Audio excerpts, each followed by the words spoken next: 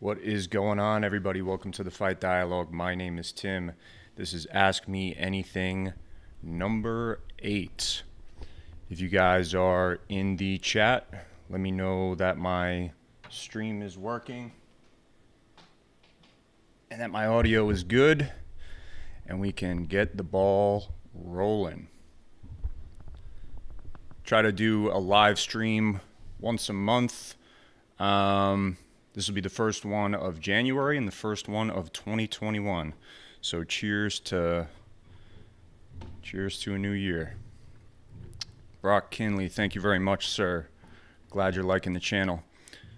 All right, so while the room kind of fills up a little bit, you guys can ask your questions, of course, and I will kind of talk about the week of fights. It was an incredible week of fights. And then after I'm done talking about the fights, we could just talk about anything. It could have to do with the fights. It could have to do with martial arts, self-defense. It could have to do with me or anything else, literally anything. All right, so let's get to it. So I did not get to talk about the past Fight Night card on the podcast last time because I think the last time we recorded the podcast, it was actually going on while we were recording because that was the card that took place early in the morning. That was the Michael Kiesa Neil Magny card. Honestly, the prelims were better than the main card. And some highlights that I want to take away from that. First and foremost, Umar Nurmagomedov versus Sergey Morozov. That was actually a really good fight. And I was impressed by Morozov because he showed some good defensive grappling. Did a couple Granby rolls to get out of the clutches of Nurmagomedov. Nurmagomedov took his back a couple times. And I think Umar, which I believe is the cousin of Khabib, I think he's actually a better kickboxer than he is grappler. But he's still really well-rounded. Like, he showed some good wrestling, and then he was able to take the guy's back and submit him in the second round. So, yeah, that was definitely a highlight of that card. And then what ended up being the fight of the night was the debut of the Welshman, Mason Jones. He was the double champ in Cage Warriors, and I was very, very hyped about his debut. And he fought Mike Davis. So that fight ended up being spectacular. Those guys beat the shit out of each other. I had a lot of fun watching that fight. Mike Davis just seemed to be a little bit quicker, had a little bit more output, and had some good grappling as well. So if you didn't see that fight, definitely check that one out. That was really good. It was a very tough test in Mike Davis for the debut of Mason Jones. He ended up losing, but I'm sure he'll be back, and both guys impressed the shit out of me. And then speaking of relatives of famous UFC champions, Francisco Figueiredo, the brother of Davison Figueiredo, made his debut, fought Jerome Rivera. I mean, I thought he looked good.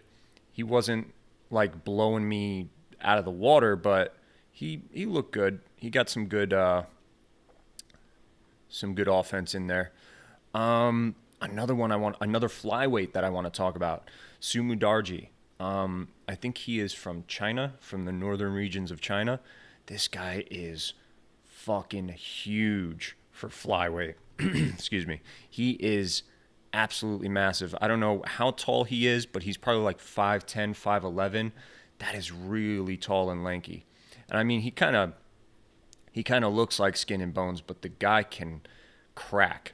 I think he dropped Adashev at some point in the fight, or he definitely rung his bell with a flurry of punches. Just a very good counter puncher, Sumu Darji. He's a guy to look out for in the flyweight division. I know this flyweight division was kind of stagnant, about a year ago or more, and now it's starting to heat up because we got guys like Sumu Darji in there. Ricky Simon, or Ricky Simone rather, that was a good win for him. submitted Perello in the second round. So Ricky Simone is always a good fighter to watch in the bantamweight division.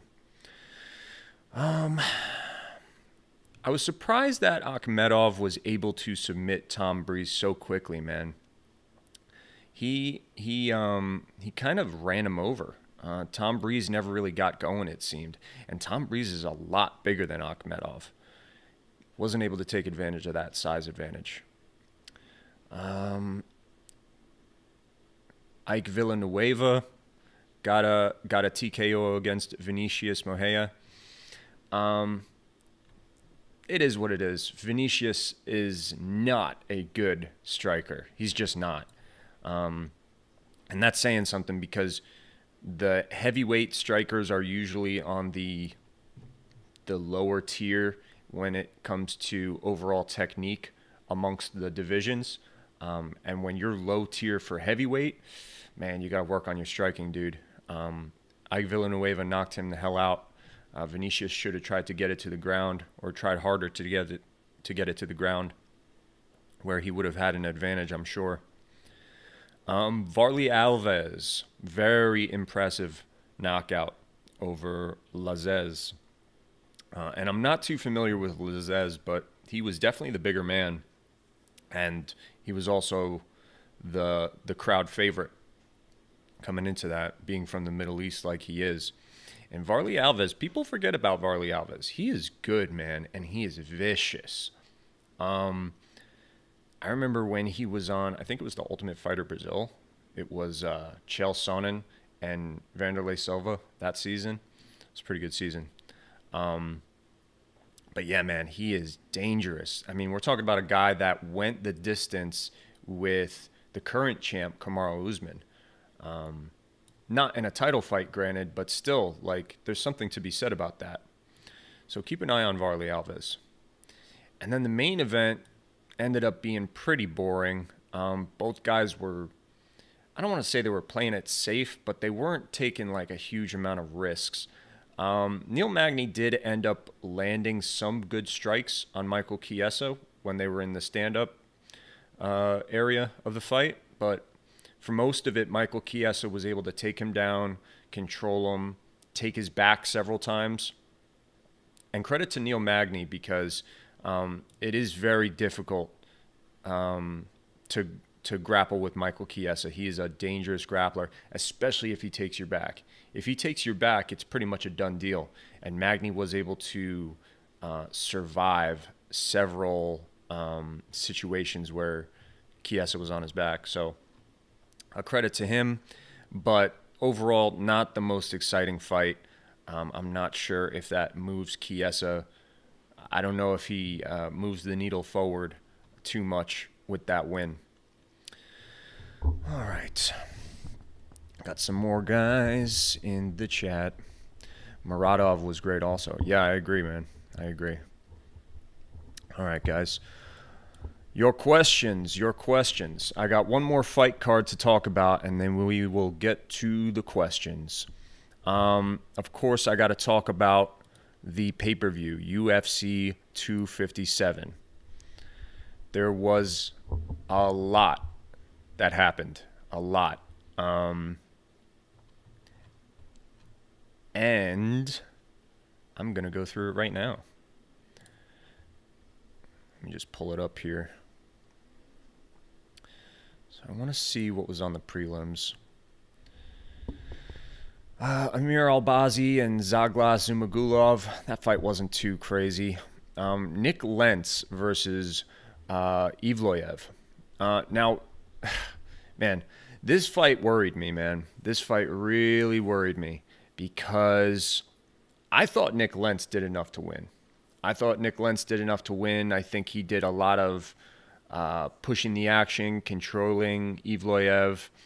Evloev was able to eke out the decision. And I was like, oh, man. It had me worried about the main event, because if it was close, you have one of those controversial decisions, and now it's going to be very inconclusive. But, yeah, that I didn't know about this decision, guys. Having Evloev win that. I mean, it was a good fight. He put up a good fight, but I had Nick Lentz winning that. And right after Nick Lentz actually retired, because in his previous fight, he took some eye pokes that he had to get surgery for. And now he's lost 40% of his vision, something like that. And he went into this fight basically as a test run to see if he could hang with these guys with 40% of his vision. I say the answer to that is yes, but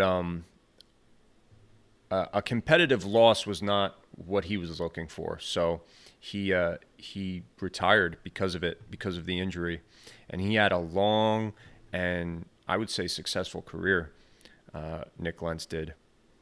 It's kind of sad though, and when you're competing in the most prestigious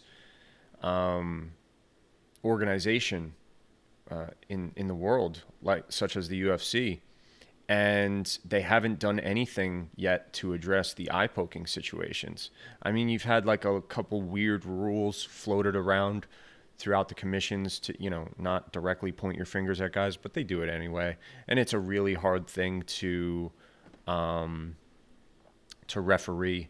So that's not enough. You need to change the gloves. You need to change something. Make some drastic changes, because this is the second guy that's almost been completely blinded in the UFC alone. The other one I'm thinking of being, of course, Michael Bisping. And I'm sure there's been other guys. We saw it in the fight against Daniel Cormier and Stipe Miocic. Those guys poked the shit out of each other's eyes. So it's something that the UFC definitely needs to address, and they're taking way too long to do it. Let's look at some more. This was another one. Khalil Roundtree versus Marcin Prochnio. Sorry. And Khalil Roundtree rocked Prochnio in the second round. He rocked him pretty badly towards the end of the second round, and I think that definitely won him the second round. And honestly, I had him winning like all three rounds, really. You could kind of, arguably give one or two of the rounds to Prochnio due to aggression. He was very aggressive. He was coming forward the whole time. But I think in terms of like significant strikes landed, Roundtree was ahead of him with that. So I was very surprised to see that Prochnio got the win here as well. I'm interested to hear your guys' opinion on that. Come from behind win for Juliana Pena against Sarah McMahon. McMahon controlled her with her wrestling for most of the fight, and Pena was able to take her back and get the rear naked choke towards the end of the third round. So good win for him. Brad Tavares versus Shoeface. This one wasn't too exciting. Shoeface tried to get him to the ground a lot and just wasn't able to. It's just his wrestling's not there yet, man. And I'm not sure his jiu-jitsu game is well enough adapted for MMA either. I mean, obviously, if we're talking about IBJJF, pure grappling jiu-jitsu rules, the guy is a monster. He's absolutely brutal. It just has a brutal top game. He'll take your back too and choke you out. But I don't know if it's that well suited for MMA, because I mean, I don't think he's had any submissions since he's been in the UFC, and his wrestling's been shut down. Most of his ground game has been shut down by guys that aren't even contenders. So, I mean, it was a good win from Brad Tavares, but I don't know, man. I think Shoeface needs to figure some stuff out. Good fight between Zaryukin and Matt Frivola. I enjoyed that fight. And now we come to the main card. So, Marina Rodriguez versus Amanda Ribas. This one surprised me. I expected Amanda Ribas to win. She's a killer on the ground, and she's a killer on the feet, too. I'd give her the grappling advantage, but she's a killer on the feet. And Rodriguez, man, hit her with that counter and just fucked her up. And I'm interested to know what you guys thought of the stoppage, because Herb Dean didn't jump in. He did one of those, like, I'm about to jump in, but, like, never actually did. Eve Levine was pretty notorious for doing stuff like that, but he never actually jumped in. And like, to his point, like, you don't stop until I physically pull you off. So that was a mistake on Rodriguez's end. But then Ribas took like 2 or 3 more punches from the standing position, and yes, she was rocked. Like, her equilibrium was all fucked up. She was doing a dance and everything, but they stopped it while it was standing, and I was like, man, I would have at least let her drop to a knee or something first before I would have stopped it again, because Amanda Ribas, you know, she's an excellent grappler. This is a high stakes contender matchup.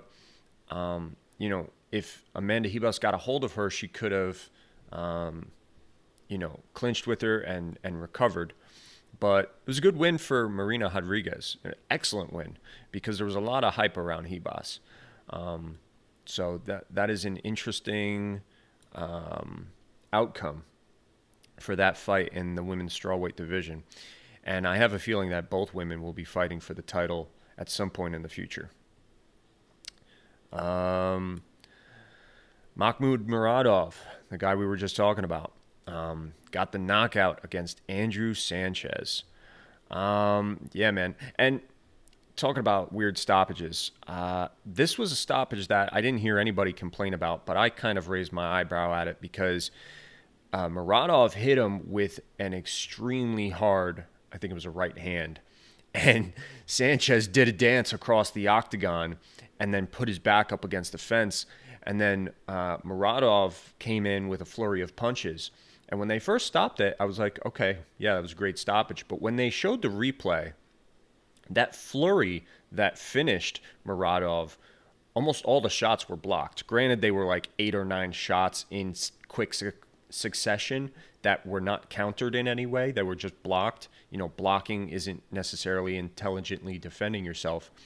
But they were mostly blocked. Like, none of them got through. So Andrew Sanchez is another guy who's an excellent grappler, perhaps who has fallen too much in love with his power and his knockout ability and fancies himself a kickboxer now. But that's not the point I'm trying to make. The point I'm trying to make is he could have clinched with Muradov if you gave him a little bit more time. It wasn't the worst stoppage I've ever seen. Like, I'm not going to argue too much about it, but I don't know. I was like, Jessica Eye versus Joanne Calderwood. That one wasn't exactly a barn burner, but the winner, who was Joanne Calderwood, won, and I kind of expected her to win. So take that for what it's worth. And now we come to the 2 main events, co-main event, main event, between Dan Hooker, Michael Chandler, and of course Dustin Poirier and Conor McGregor. Let's talk about this Dan Hooker versus Michael Chandler fight. Man, what a win for Michael Chandler. It was smart. He came in with a smart game plan. I knew that the overhand right was going to be there for him because Dan Hooker is so much taller than him, and Michael Chandler's just got that power. He's got an excellent overhand right. And Dan Hooker knew that too.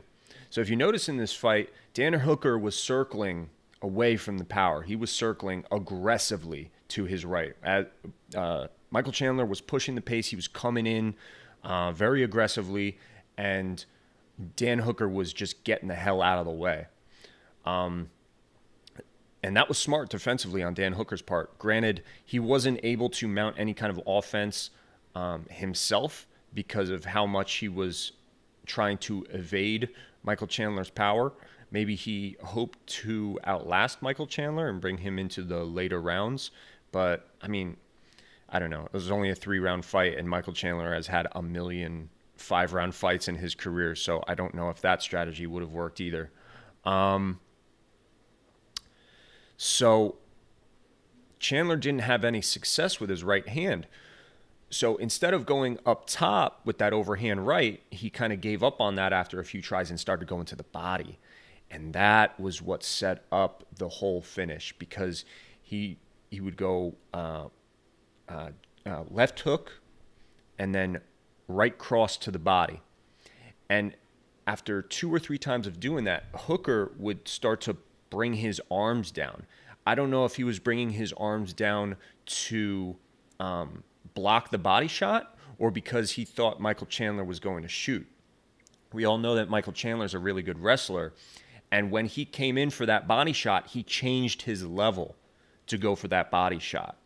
So it might have looked like he was trying to shoot, and Hooker was anticipating that and dropping his hands to catch like an underhook and sprawl.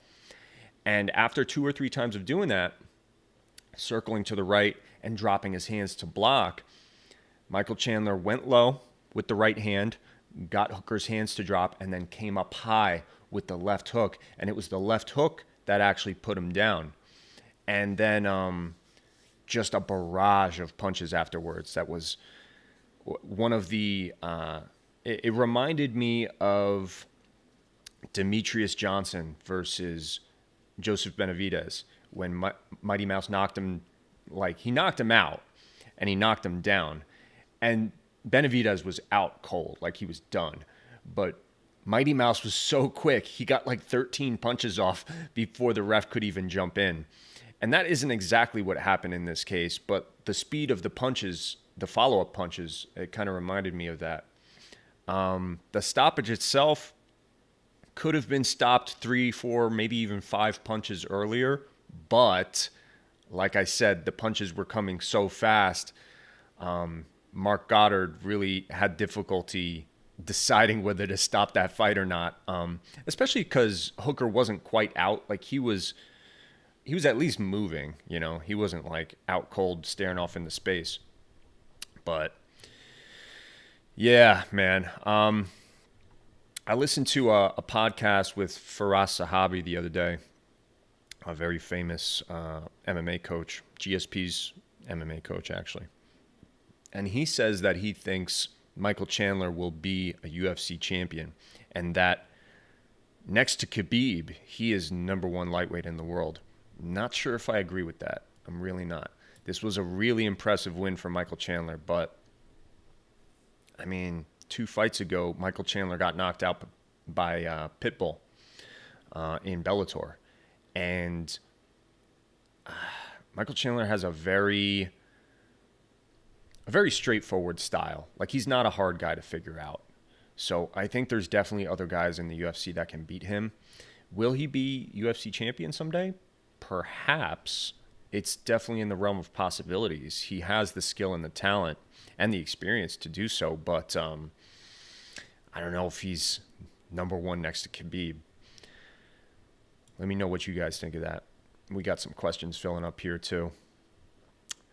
I better get to my breakdown of the Conor McGregor loss before the chat room gets too crazy here. And as always, guys, I will try to get to all of your questions.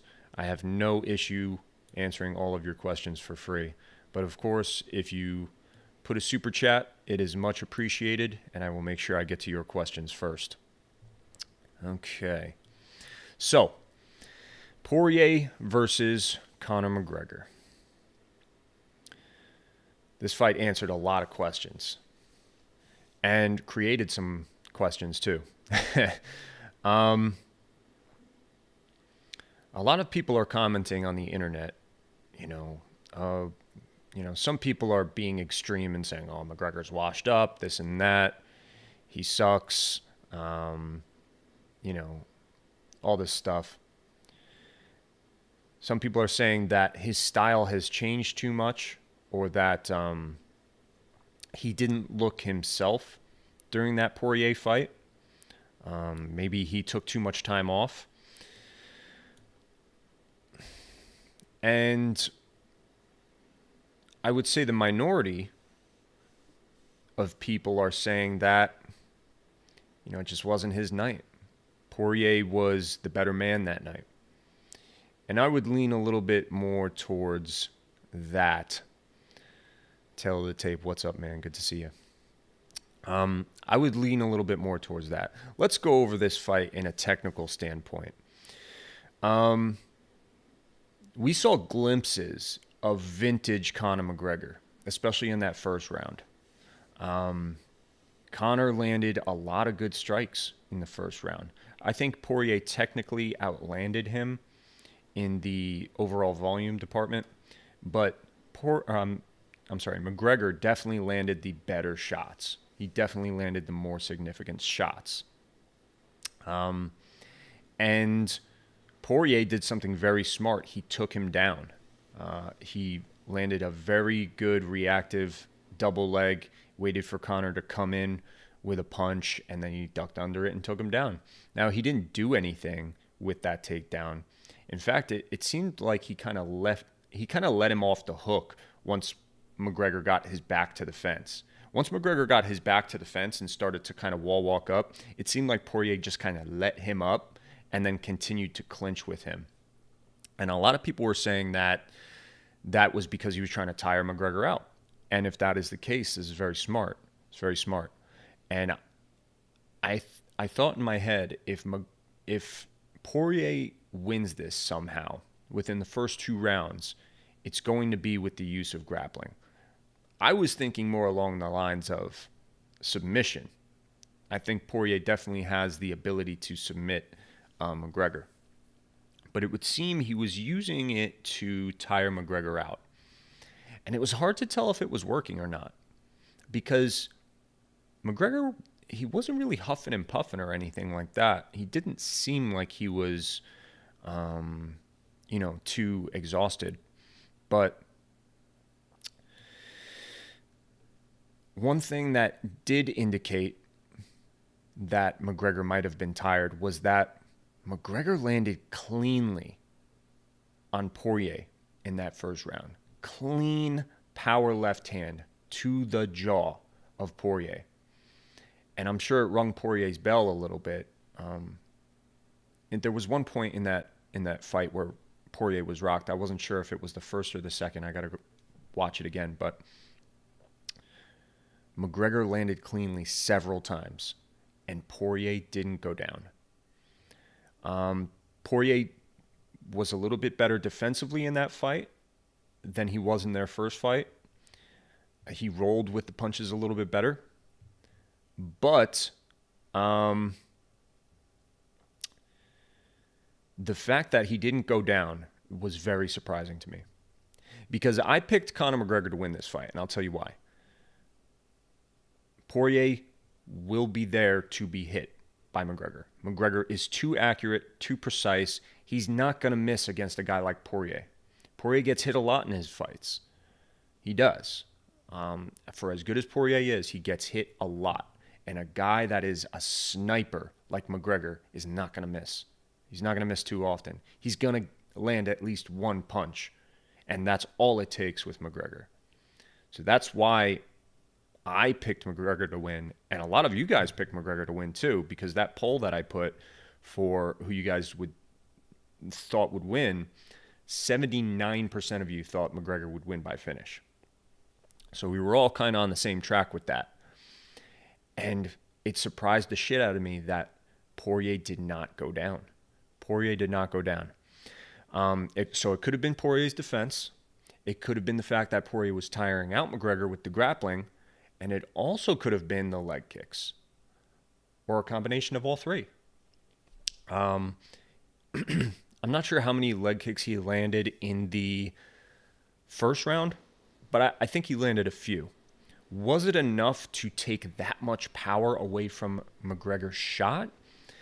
He does lean very heavily on his front leg. I mean, I mentioned it in the How Good is Conor McGregor's striking video. I mentioned all these things. I mentioned that he's vulnerable to the leg kick. And this was the first fight that he seemed to be noticeably affected by it. Like he was being chewed up with that leg kick. And Poirier's not the first guy to kick his leg.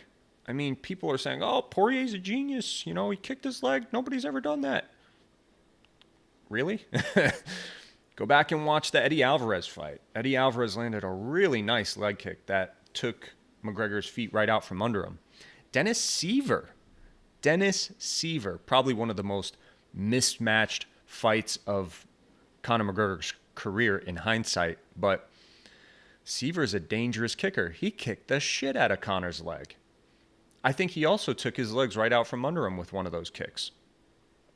So Poirier wasn't the first guy to do it, but Poirier was the first guy to make it work as effectively as he did.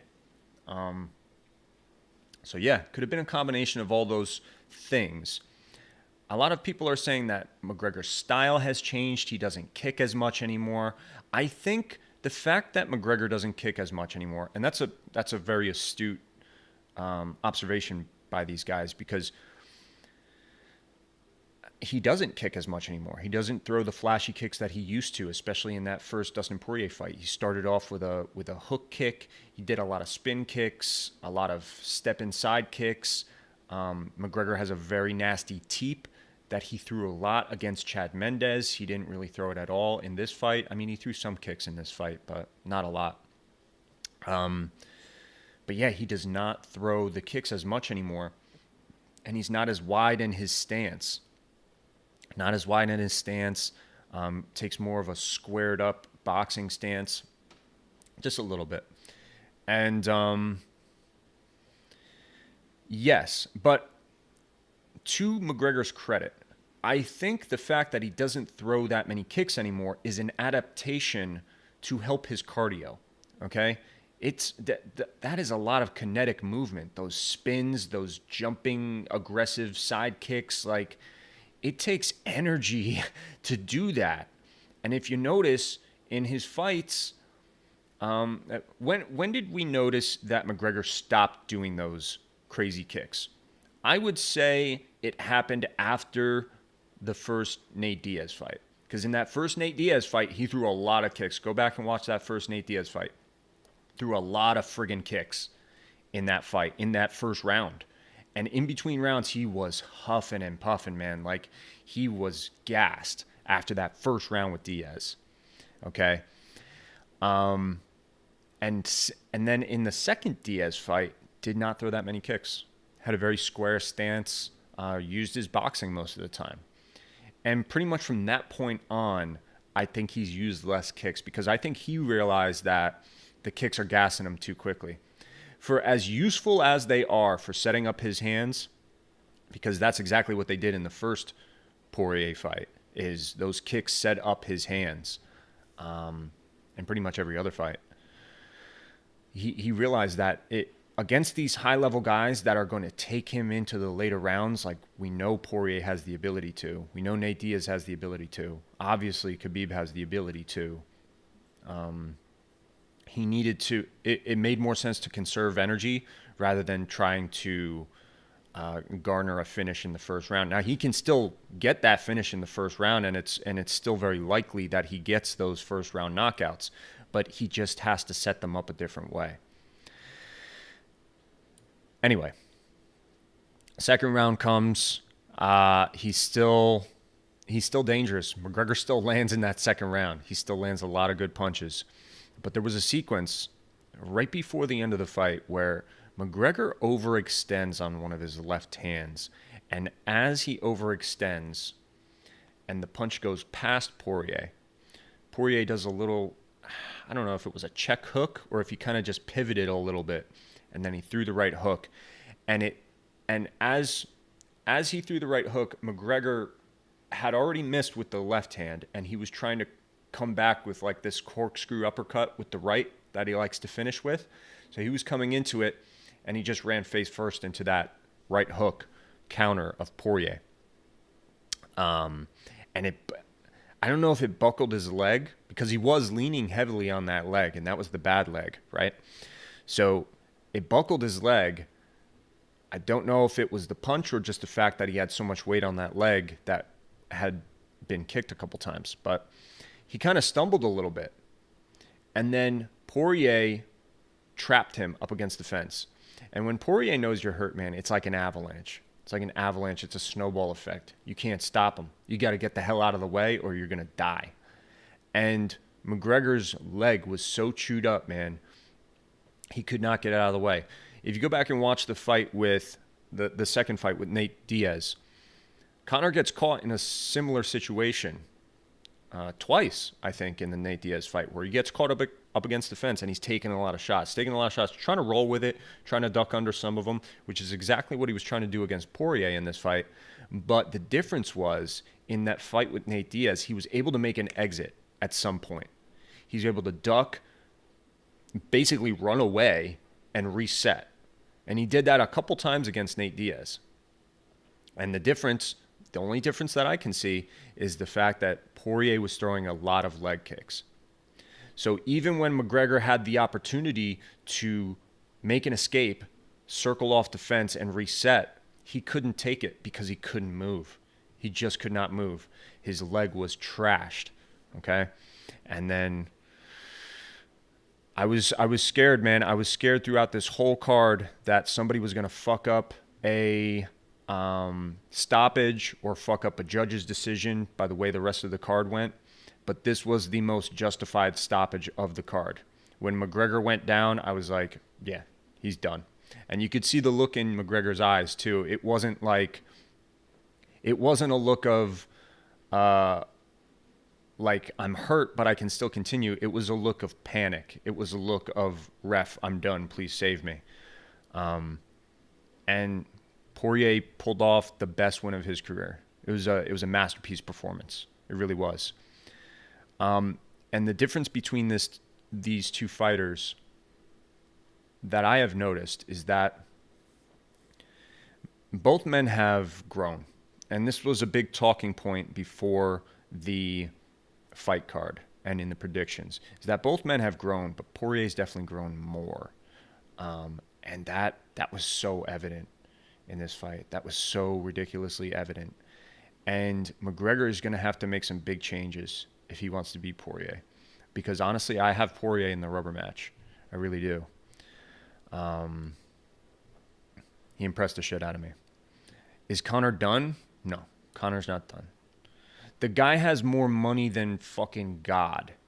The guy has more money than God, yet he still chooses to get in a cage and get punched in the face. You can't tell me that's not motivation. Maybe he's not as motivated as he used to be as when he was making his title run. There's an argument to be made there. You know, he has a family now that I'm sure he wants to spend time with. He wants to go spend his millions. But you can't tell me he's unmotivated. All right? The guy's got motivation, okay? Because you got to be some kind of crazy to get in there with Dustin Poirier, who's one of the best lightweights in the freaking world right now. So I think Conor will be back. I think he'll pick up some wins. I don't know if he can get the title again. It seems loftier of a goal now than it did before this fight. It seemed more plausible before this fight because I think we all thought that he was going to knock Poirier out. And now, maybe not. But I still want to see McGregor fight. He's still an excellent athlete, an excellent fighter. It's a joy to watch him fight. And it's a joy to watch Poirier fight. I would like to see Poirier fight for the title. He needs to fight for the title next. This should have been the title fight. This should have been for the vacant title. And I know I got a lot of Khabib fans on my YouTube. And I'm a Khabib fan too. But Khabib is doing what a lot of people criticize Conor for, which is holding up the division. You can make what you want out of what Dana White said, but I don't believe a word that guy says. He probably tried to get Khabib to come back, and Khabib said, nah. And he still has not vacated the title. He's holding up the division right now. I think that this fight should have been for the title and that Poirier should be the champion. And the next guy to fight him should either be Chandler or Oliveira, honestly.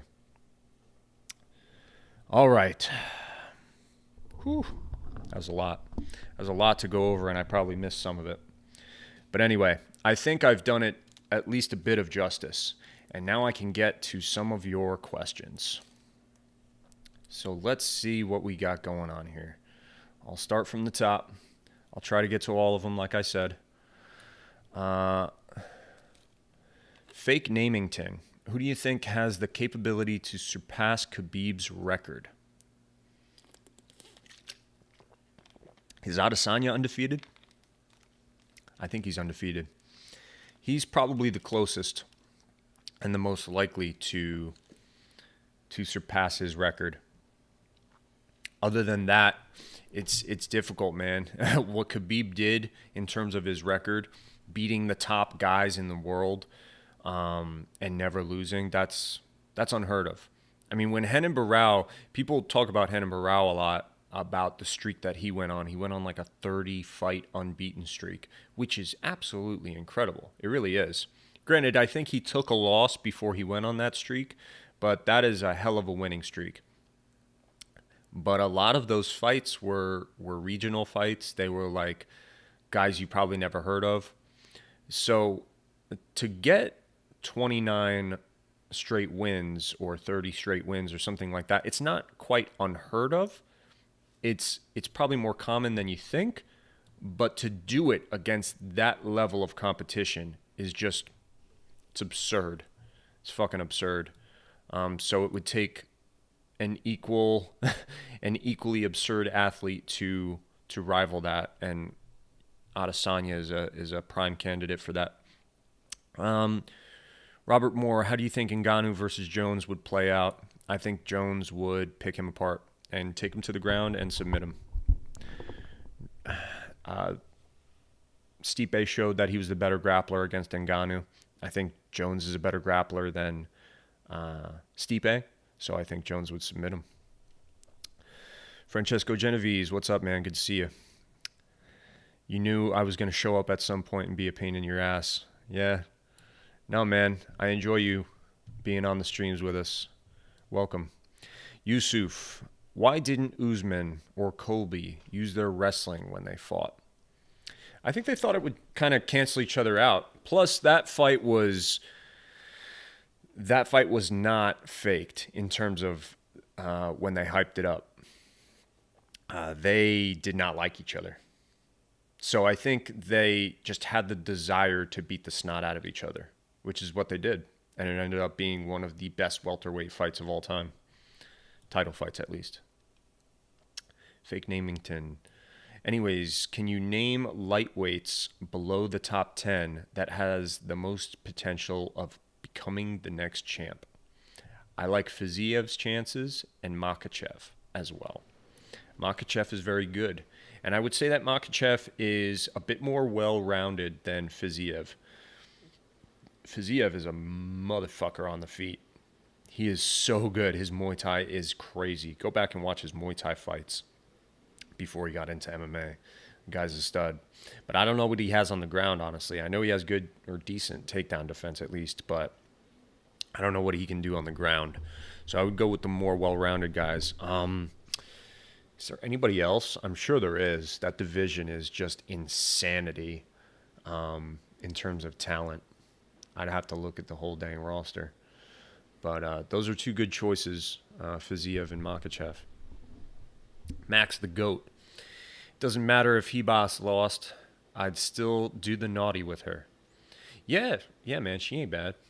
Who's another one in the UFC that's really hot? I don't know. I kind of like Mackenzie Dern. Some people, it's either you think Mackenzie Dern's hot or you think she's like the ugliest chick on the planet. I think she's pretty hot. And I'm still waiting for Rachel Ostovich to make an OnlyFans, but she's not in the UFC anymore. Shame. Quan Nguyen. All the dummies saying Conor should change back to karate stance. What the fuck? The karate stance make leg kicks even more open. They also ask for more kicks. But Conor's kicks work the best against orthodox. I think you're absolutely right. And that's something that I forgot to mention. And in the video, Conor, how good is his striking? I did mention that when he's fighting a southpaw, it kind of messes with him just a little bit. He's fought southpaws before, but he always seems to have the most trouble against southpaws, at least in the striking department. Khabib wasn't a southpaw, but he grappled with him. He didn't really strike with him that much, except for that overhand right. So I think when it comes to striking, yeah, McGregor's, his setups are kind of, it makes it a little weird for him. Joey Blogs. Agreed. Conor needed to check properly and start doing it earlier. Even the ones he checked, he was still getting caught on the calf. Yeah. He wasn't really checking them too well, but it's hard, man. It's hard when you got all that weight on it. It's even when your brain is reacting to it, the visual of the leg coming towards your leg, it's hard to get your weight up off of it to bring it up and check it. It's a flaw of his stance. And many people have that stance. And I like how, I think it's funny how people are like losing their mind over the calf kicks. Like, oh my God, calf kicks are the meta right now in mixed martial arts. Like, oh, how did we not know this before? Calf kicks have been around forever, man. They've been around forever. Go back and watch Forrest Griffin. The guy won a championship with leg kicks. Just beat the shit out of Rampage Jackson's legs. He was a great leg kicker. And there's many better leg kickers than Forrest Griffin in the UFC throughout the years. So yeah, I mean, there's more emphasis on it right now, but I would hardly say that it's the meta. I would say that it's just getting more attention now than it did before. Maybe because more high-level fights are being won with them. Maybe you can make that argument, but even though I just said Forrest won a championship with them, so I really don't know. Max the Goat, do you know who Damir Ismagulov is? That sounds familiar because that last name is very difficult to say, and I feel like I got it on the first try, so I must have heard his name before. But I can't put a face to the name. Tail of the tape. Can we get a how good is Jake Paul striking? Maybe. I don't know. I usually base my analysis off of actual fighters and also guys who fight in MMA. I'm not that good of a striker. Like I know the fundamentals of striking, and I know a good striker when I see one, especially when it comes to MMA. Like, I feel like I'm really good at analyzing strikers in the context of MMA. But if it was a kickboxing fight, it's a little bit harder to gauge because the do's and don'ts of striking in MMA are different from the do's and don'ts of striking in a kickboxing match or a Muay Thai match or whatever the case may be. Okay. Before I get to the next question, guys, I've got 23 viewers right now. 23 viewers and only 10 likes. You guys hate me. Please don't hate me. Like my video. I will say thank you if you do. Robert Moore. Conor didn't need the stool after round 1 for the first time. His cardio has obviously gotten a lot better. I don't put too much weight behind that. Some guys just don't like to sit on the stool because like they feel like if they get like a little cold or something, you know what I mean? Like they're already warmed up, they're already going, like they don't want to bring it down at all.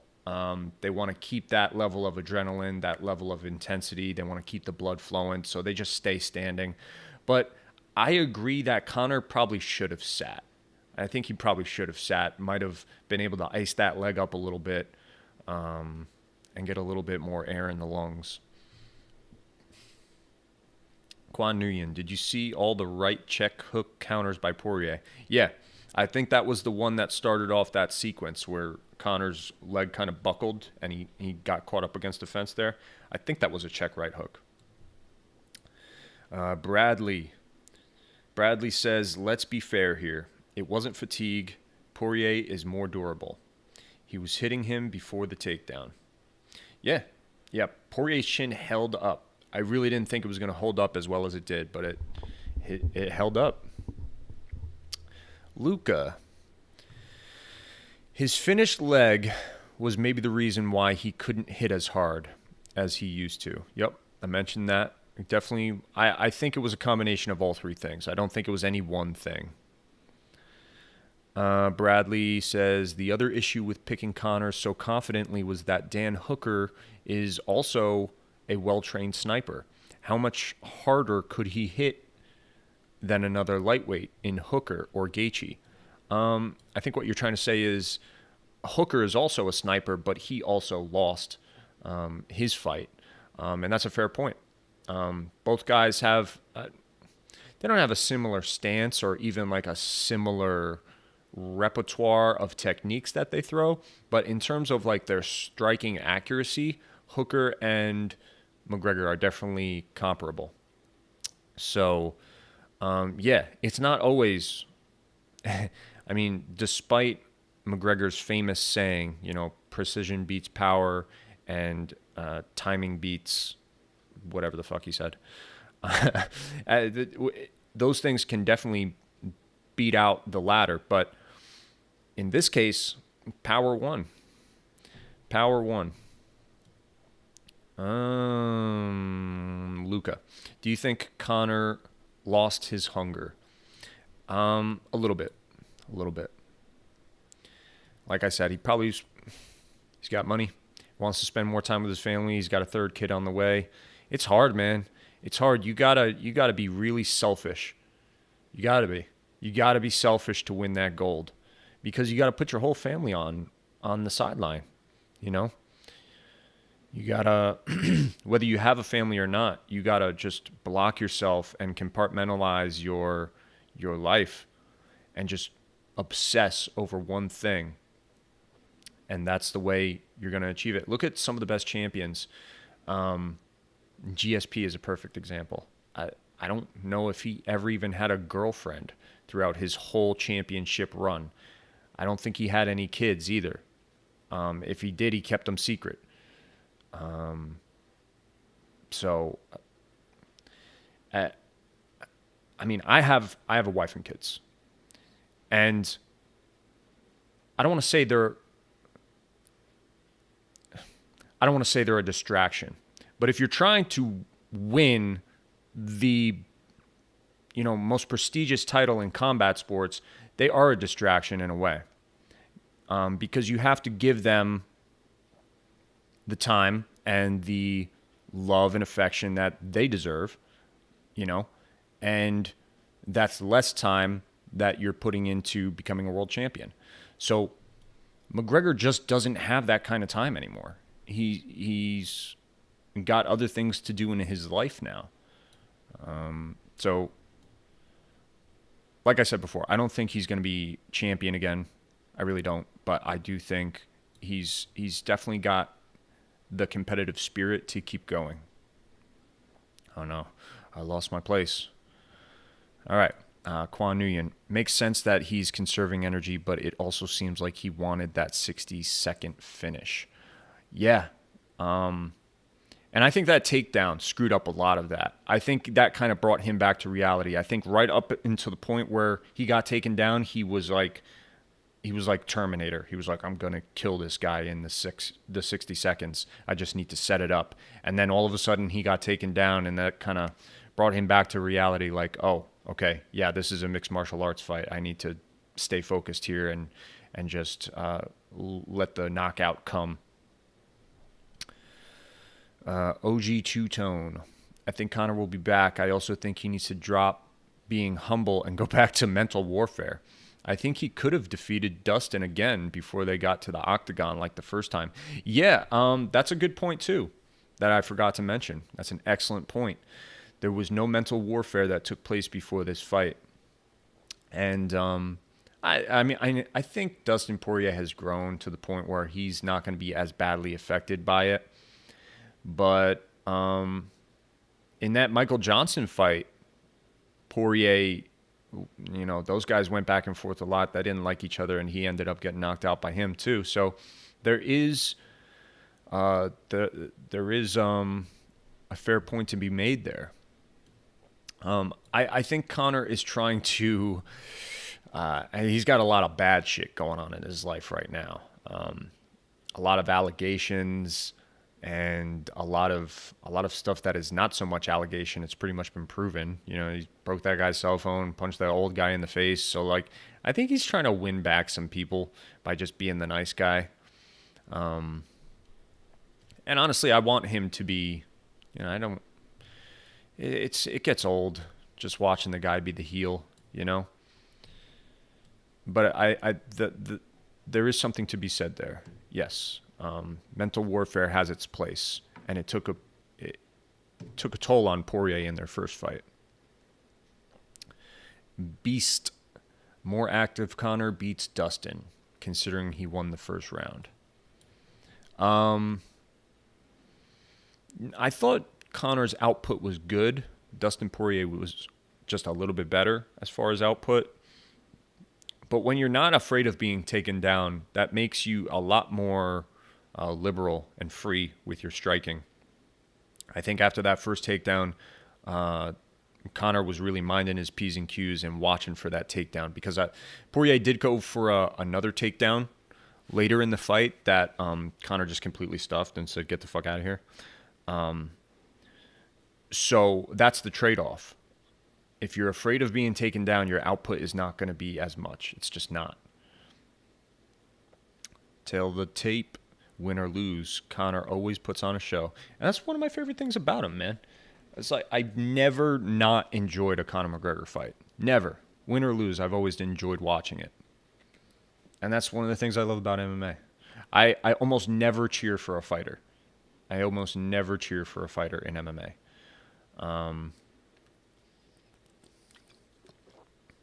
Because I just like to see good fights. It doesn't matter to me who wins. I just like to see good fights. And that's what drives me nuts about, like, when other people are putting down fighters for losing. Like, a lot of people were making fun of McGregor for losing. I will never, ever make fun of a fighter for losing, even if I hate that person. I really didn't like, and I still don't like, Colby Covington. I don't like the guy.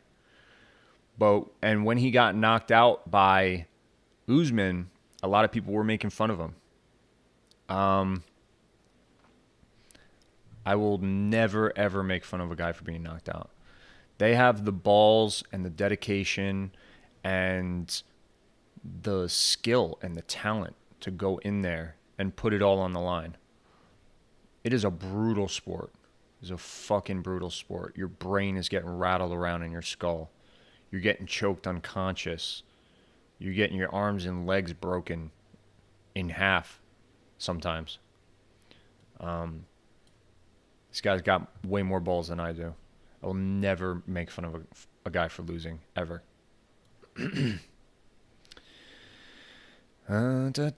Yusuf. Who are your top 5 strikers in the UFC? Wonder Boy?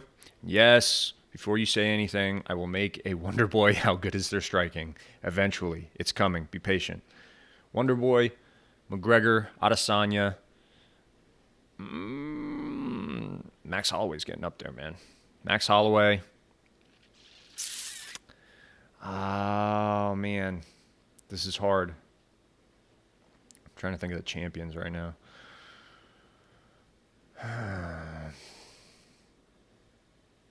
Yeah, that's really difficult. You know, I would probably say that, I mean, Poirier showed that he's getting up there too. Poirier showed that he's definitely in talks for one of the best strikers in the UFC. Masvidal. Masvidal's good, man. Masvidal's so slick. There's probably more that I'm forgetting, but yeah, Masvidal's probably the 5th one. And in no particular order. Those are just like the top 5. You can mix and match whoever's the best out of those. Robert Moore, prediction versus Jan versus Sterling. God, I love that fight. I'm going to pick Jan, though. I think Sterling has grappling that is usually the difference maker. Sterling's striking is good, but defensively, he has his flaws. He definitely has his flaws, especially the way he holds his head. He has his chin way up in the air, and his arms are way down low. So I think his equalizer is his grappling. He's a very skilled grappler. Good wrestling, excellent jiu-jitsu. And I think Jan just has an answer for that grappling. I really do. So I think Jan's going to win by decision. Francesco Genovese. Now then, let's get to the serious stuff. Jake Paul versus Ben Askren. April 17th, 2021. My God. Guys, we need to band together. We need to come together as a family, as a mixed martial arts family, put our differences aside, and we just have to project whatever striking knowledge we can upon Ben Askren and help this guy out. Because if he loses this, we will never hear the end of it from boxing fans. We will never hear the end of it from boxing fans because Jake Paul is not even really a boxer. And if he knocks out an MMA guy, we'll never hear the end of it. I saw a tweet from, I think it was Magny saying, we will strike the loss from the record books if Ben can knock out or win against Jake Paul. And the loss he's referring to is the Jorge Masvidal flying knee. I'm all for that. I second that. God, it's so bad for the sport, man. It's so bad for the sport. You have a guy who's an excellent grappler, who's an excellent MMA fighter, but probably one of the worst strikers in MMA history. Probably one of the worst. Definitely top 10. Almost certainly top 5 worst strikers in modern MMA. And he's fighting a guy that probably has a size and power advantage over him. And boxing experience advantage, at least. So, good God. We need to do something. We need to come up with a plan. Okay.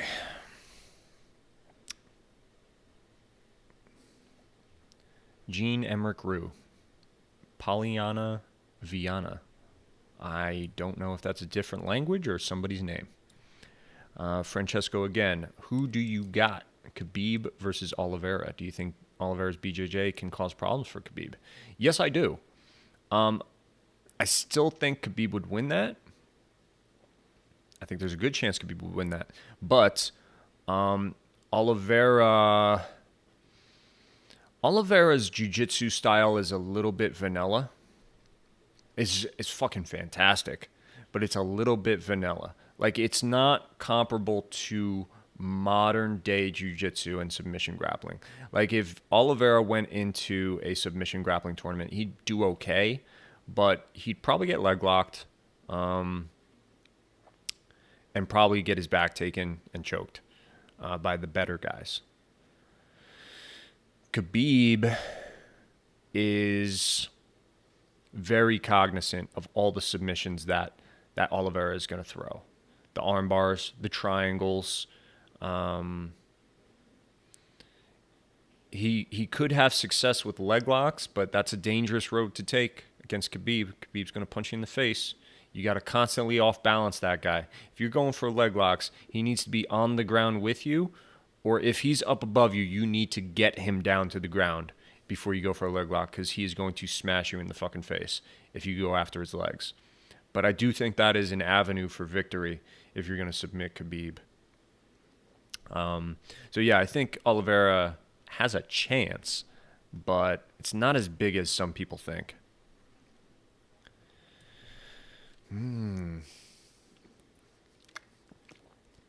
Lexo, good to see you, man. What do you think about the future stars like Khamzat Chimaev or Ilia Topuria? I think they will be champs in 1 to 2 years. Ilia Topuria, why does that name ring a bell? I probably know exactly who you're talking about, but again, I cannot match the face to the name. But Chimaev, yeah. I think the UFC has to be very careful. I think they're hyping him up a little bit too quickly. And Leon Edwards, man, Leon Edwards has been out of commission for a while. So there will be some ring rust involved. And even if Chimaev beats Leon Edwards, I'm still not 100% certain that Chimaev is the better fighter in that matchup. That is a tall order, though, to beat Leon Edwards this early into your UFC career. But yeah, I can see it. I can see Chimaev being a champ. I could also see me losing my place once again. Okay, here we are. Tail of the tape. Thigh kicks were a lot more common than calf kicks back then. Yeah, but still, leg kicks in general. You can still end the fight the same way. When you're kicking the calf, you're kind of kicking the lower part of the calf, like down where, there's not as much meat on the bone, because you still have that nerve. You have a nerve that goes down by your ankle, and it's pretty superficial. It's pretty close to the surface of your skin, and it goes up by your knee, and then when it's up by your knee, there's only a little bit of space between your skin, the nerve, and the bone. So if you get kicked right on the side of the knee, it's going to hurt like a motherfucker too. And then just above the knee and the first, I would say, 4 or 5 inches of your thigh, that nerve is still pretty close to the surface of your skin. And that's what these guys target when they go to kick the leg. It's that nerve. It's not really the meat. It's not the bone necessarily. It's not the kneecap, unless you're doing like a John Jones oblique kick. It's the nerve that they're targeting, because you don't have to land a lot to deaden that nerve. And if you deaden the nerve, whether the leg is truly hurt or not, if you fuck up the nerve, they're not going to be able to use it properly. So, yes, sir. Oh, man. Get to a few more questions here, guys. I got about 10 minutes left on the stream before I got to go to work. But I appreciate all the questions. I'm loving it. I could do this all day. I really could. I'm losing my space. John Emmett Rue, always appreciate your stuff. How do you feel about the Canadian prospect, Charles Jourdain, who knocked out Korean Superboy and lost a close split decision to Feely? Yeah, man, the Canadians are going to make a comeback. For a time, I would say, of course, around the time of GSP, there were so many awesome Canadians fighting in the UFC. And now it appears that it is less so for whatever reason. But you still got killers up in the Great White North that are going to be really good. Keep an eye on Olivier Aubin-Mercier as well. He's still fighting, man, and he's still very good. He's going to be fighting in the PFL. I would say he's one of the favorites to win that tournament next season. Max the GOAT. Why doesn't anybody put Jose Aldo in the top 5? You know what? You're absolutely right. And there's so many good ones, man. Jose Aldo is for sure up there. And you want to talk about guys that were doing leg kicks before they were cool? Jose Aldo is the prime candidate for that. Good call out, Max the GOAT. Tail of the tape. I'm joking, bro. Fuck Jake Paul. No, I know. I know you're joking. But oh my gosh. What a shit show. What a shit show. Francesco, how would you fight an aggressive and explosive Muay Thai fighter with solid takedown defense? Well,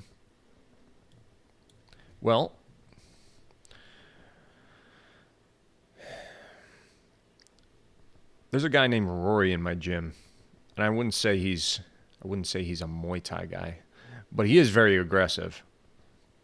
And you would be surprised what a good, couple well-placed teeps will do to a guy and their aggression. They will back off if you put a good teep right to their midsection. I promise you. And of course, Muay Thai guys are going to be well-versed in how to counter teeps. But hit them to the body, okay? And don't get cornered. Hit them to the body and don't get cornered. And I think you stand a pretty good chance of making it out alive. Reb. Precision beats power and timing beats speed is what Connor said. You're absolutely right.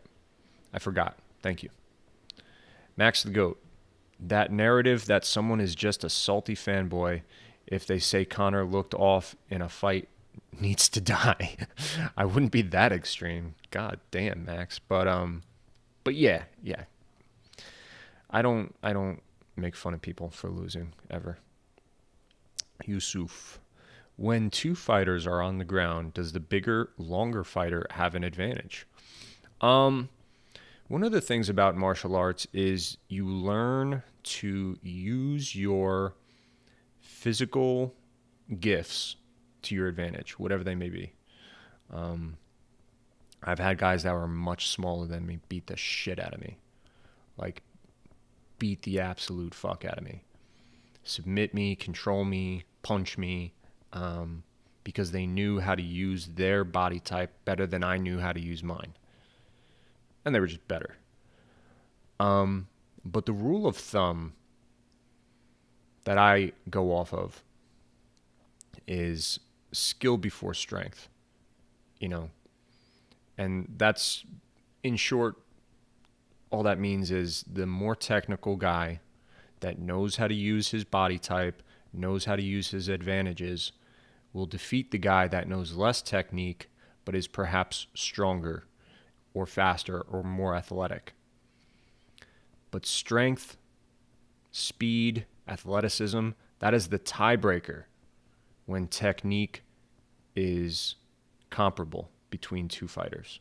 So if both guys are of the same skill, same rank, the guy that has better cardio or is stronger or is bigger is probably going to win 9 times out of 10.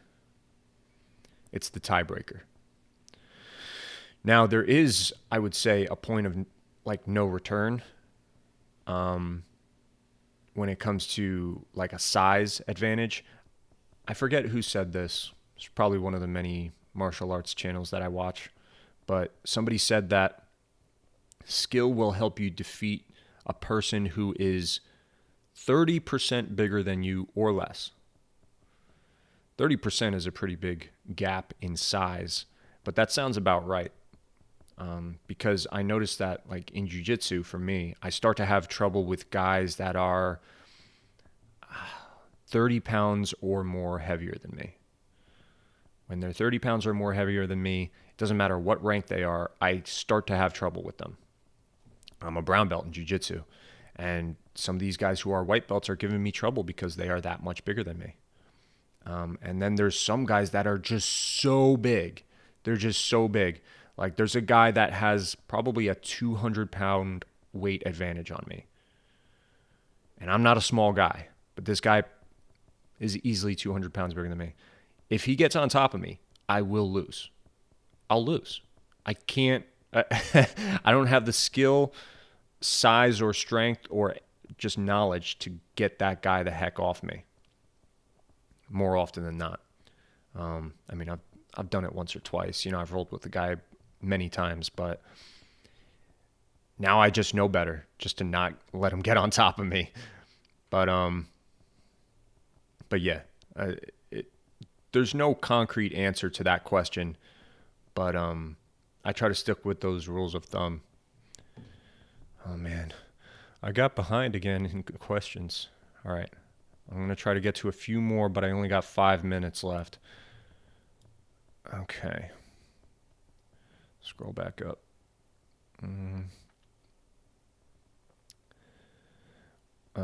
Hal Ash, what do you think of Khabib saying he is a levels above the rest of the 55ers? I think that's true to an extent, but it depends on what we're talking about. It depends on what skill set we're talking about. When it comes to control, wrestling, ground and pound, yeah, absolutely. Absolutely. He's not that great of a striker, though. So there's definitely guys that can still knock him out. Just takes that right guy with good enough takedown defense and everything else. Quan Nguyen. Sure, Conor won round 1, but Poirier is setting up that huge trap with the leg kicks. If you're claiming to be winning whilst being lured into a trap, you're a dumbass in it. I'm not sure what an in it is, but yeah, you are a dumbass. Well, I mean, I guess that's true to an extent. Some guys take a little bit longer to set up what they're trying to do. Some guys take a little bit longer to get going. Conor takes very little time to get going, and he tries to use that to his advantage. So it's smart of Conor to do that, to use his physical and technical prowess in the first round to try to win it then, regardless of what his opponent's doing. Francesco, what do you think could stop a super fighter with Anderson Silva striking, Khabib wrestling, and Damian Maia's jiu-jitsu? A guy that's way bigger than them? That's a tough question to answer. It's like, if the guy was literally unbeatable, how would you beat him? Still fun to kind of come up with those questions, though. Robert Moore at Yusuf. Oh, he's asking Yusuf a question. Samuel. I'll just call you Samuel. I don't know how to pronounce your last name. What are your thoughts on the 165-pound division, and who do you think would become champion? I like more weight divisions. I don't know if I like 165, though. I think that's a weird gap to have. I think they should just redo everything to be a 10-pound gap between everything. So 145, 155, 165, but then if there's going to be a 165, they get rid of 170 and they make it 175. Then you have 185 and then beyond. Obviously, when you get into the more extreme weight classes like heavyweight, it's like, okay, now you have more of an allowance of what you can weigh. But when you have the more commonly or the more average size people, I think that 10-pound weight gap is the sweet spot. So I like 165, but I think if they if they incorporate it, it should be every 10 pounds. And who do I think would be champion of that? I think Khabib. Khabib would be champ because he would jump all over that weight class because he is notorious for having trouble making 155, and I think that would be the perfect weight class for him. Could a blind person do jiu-jitsu? Yes, absolutely. I love rolling with my eyes closed. It's a lot of fun. You should try it. But there's I follow this guy on Instagram. I think on Instagram his name is just Blind Grappler. Blind Grappler is his name on Instagram. You should check him out. Completely blind, and I think he's a purple belt or a brown belt, and he does pretty well in IBJJF tournaments. Yusuf, by how much can cardio in MMA be improved? Fighters such as McGregor and Paulo Costa always struggle in 5 rounds. Is it natural? You got to find that perfect balance, man. You got to find that perfect balance in your strength, in your output, and in the actual training that you put into cardio. My cardio is trash, so I'm the wrong person to ask. But look at guys like Cain Velasquez and Max Holloway. Those guys could go on and on and on and on and on and never slow down. So you would want to study those guys. All right, I'm going to do 2 more good questions here. 2 more good questions. Francesco, have you ever been hit with knee strikes to the thigh? They hurt like hell. I've not been hit with too many knee strikes to the thigh. I have been, when I was first learning how to box, my instructor put me up against a heavyweight professional fighter. He's a pro fighter, and he's a heavyweight. He said, oh, you know, this is so-and-so. Tim, you can spar with him today. And I'm like, oh, my God. And the guy kicked me, I want to say, like 8 times. And he was being nice, too. Like, he didn't kick me that hard. And I had shin pads and everything on. And he kicked me in the thigh. He kicked me in the calf. Kicked me a bunch of times. And I didn't check any of them. I didn't check a single one because I was new. And I didn't know what I was doing. And they didn't hurt that bad. They really didn't hurt that bad. And I was like, oh, this is not so bad. The next day, I couldn't walk. Could not walk. I had to sit down at work. Because, I mean, I felt like an idiot calling out of work if I would have had to call out of work. So I just went to work, but I had to sit down almost the whole day. My leg was trashed. One more question.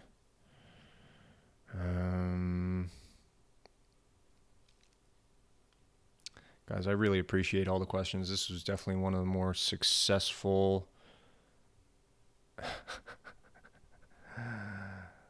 This was definitely one of the more successful live streams that I've done, and I really appreciate your engagement. Black Gold. You asked that question so many times, but I don't know exactly what your question is. What do you think Conor fight weight in 257? Like, what do I think his weight was when he actually fought compared to when he weighed in?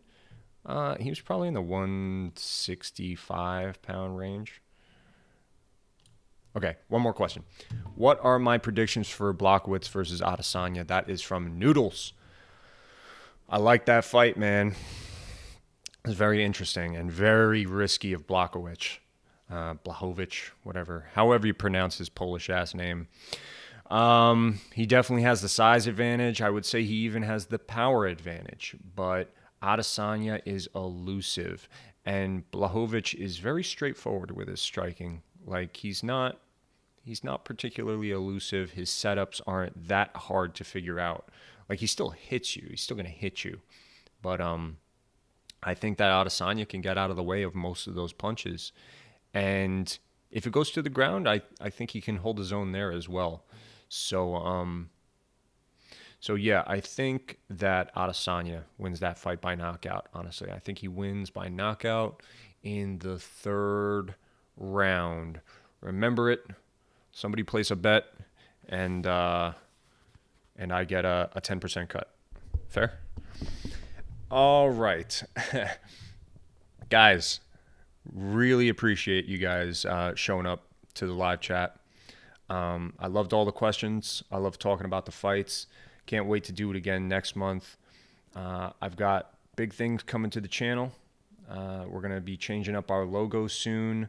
We're going to be making a Discord. I actually already made a Discord. Maybe I'll leave a link for it in this, but I haven't figured out how to use Discord.